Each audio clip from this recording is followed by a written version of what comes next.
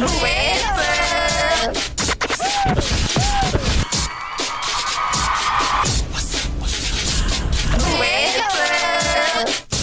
up, Cleveland? We are another edition in. I am so happy to be joined by the real Rick Ross. Thanks to the Greater Cleveland Urban Film Festival, I have the honor of having him here. What's up? Man, just getting it in, you know. What is the film? Freeway cracking the system, you ain't heard. Please tell us about it.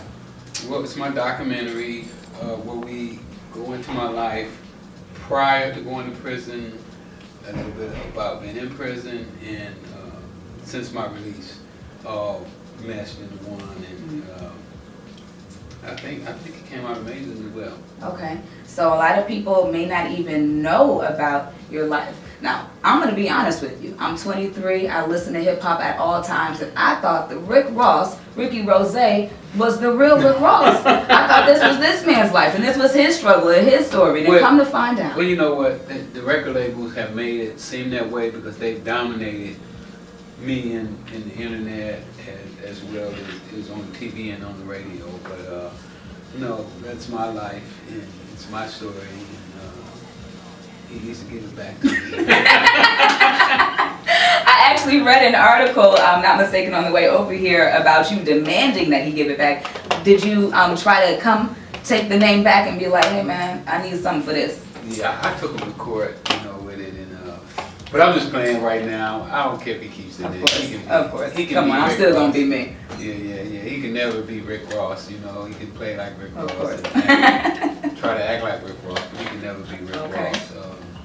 He just got engaged. You better get married. She has a huge ring. And hopefully they have conjugal visits.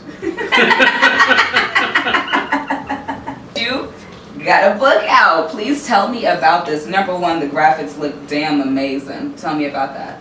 I see police, I see LA. I'm excited about the book. They done gave it a new name too. It's called a Ghetto Bible now. Come again. They call it the Ghetto Bible. This is called the Ghetto Bible? That's what the streets named it. Seriously? Yeah, it's a book that guys in the streets should be living by. Is this a code? Like, what's in the book? Is it like a step-to guide? What is it? I just wrote everything that I could remember about my life. I put it in the book. Wow. How I was able to take $125 and turn it into $1 million a day, for a couple of years. But speaking of your life, I heard in 1996, things got a little hard for you. Yeah, I got a life sentence without the possibility of parole. What does that mean? It means that I should have died in prison. That the prosecutor, the judge, and the police all had plans of me dying in prison. How'd you escape? Because this is a beautiful hotel. We're hanging out. I'm no quick. I'm not in prison. What happened? Well, I learned how to use the same techniques that I use to sell drugs.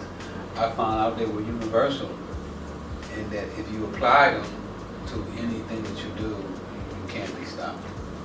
You have to analyze, you have to use some science, weigh things out. The science is a beautiful thing, but you also could implement other people's trials and errors into your business format where you don't have to go and do the same formula that they're already done.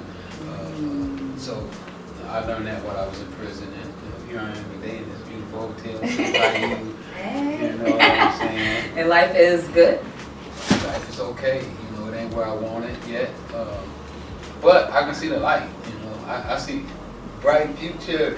Yes, I know. It is a circle. So personally, do you have any kids? Do you have any wives? I don't know. Are you Muslim? My dad has a couple wives. I have 8 kids. That's beautiful. No wife. Do you have any personal tips for those who want to make change but just have no idea where to even start if everything around them is like Baghdad? Well, the first thing we have to do is we have to become critical thinkers. Like the politicians, they want to solve the problems, but they don't come out in the community and analyze the situation. There's no way that you can sit in the office and figure out how to solve the problems in Cleveland's ghettos. You have to come out to the ghettos. Experience, touch, feel. Exactly. I found 3 books that, to me, they like magic. Magic? Magical books? Magical books. Exactly. And I recommend that people read them all over I had to credit those books with helping me get out of prison. Really? Yeah. Can you give them the title just so we know? No, I ain't gonna give it to them. Come on. You can't share the magical books. I'm gonna share it with them. As a Man Think or As a Woman Think, The Richest Man in Babylon, and Think and Grow Rich.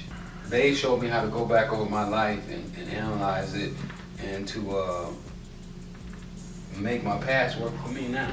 I know you have lived a lavish life at one point in time. How lavish did it get? Tell me something that I can only dream of. Driving down the street, you see a house you want, you just buy it. Period. Yeah. Car, you just buy it. Anything you want, you feel like you got the money to buy it. Wow. So was the money worth it? It wasn't worth it. That's a $1 million question. Huh?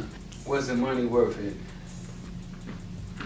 I wouldn't do it over again, but I wouldn't trade my past for no amount of money. I mean, I absolutely love who I've become, and without my past, I couldn't be who I am today.